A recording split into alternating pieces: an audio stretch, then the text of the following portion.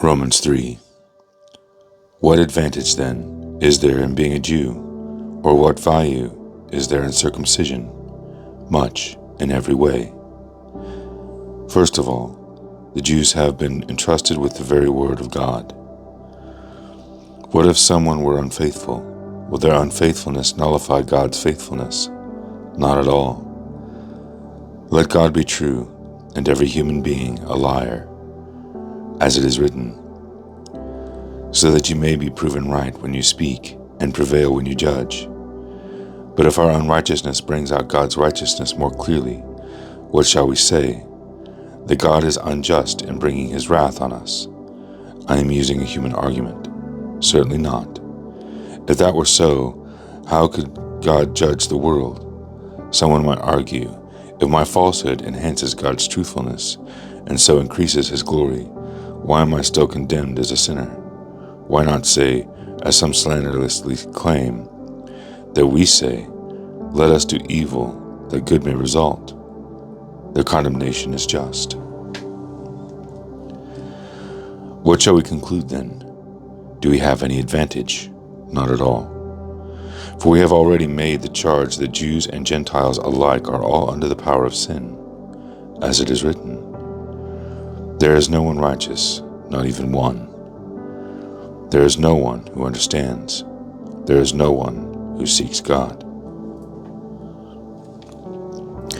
All have turned away. They have together become worthless. There is no one who does good, not even one. Their throats are open graves. Their tongues practice deceit. The poison of vipers is on their lips.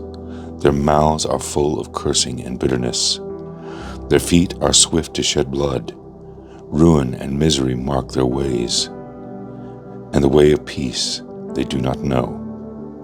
There is no fear of God before their eyes. Now, we know that whatever the law says, it says to those who are under the law, so that every mouth may be silenced and the whole world held accountable to God. Therefore, no one will be declared righteous in God's sight by the works of the law. Rather, through the law, we become conscious of our sin. But now, apart from the law, the righteousness of God has been made known, to which the law and the prophets testify.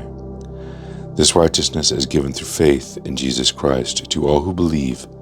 There is no difference between Jew and Gentile, for all have sinned and fall short of the glory of God, and all are justified freely by his grace through the redemption that came by Christ.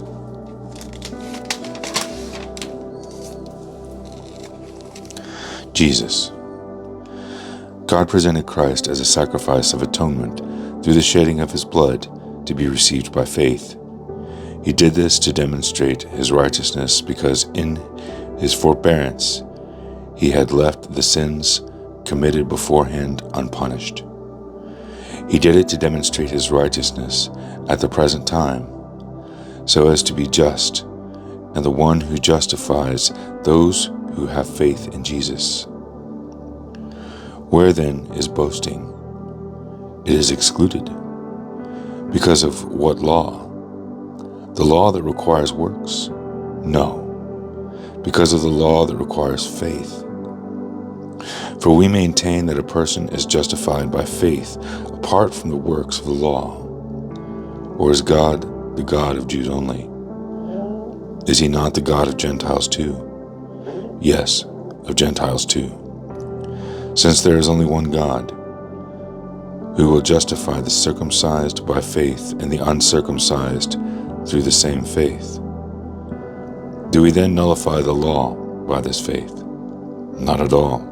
Rather, we uphold the law.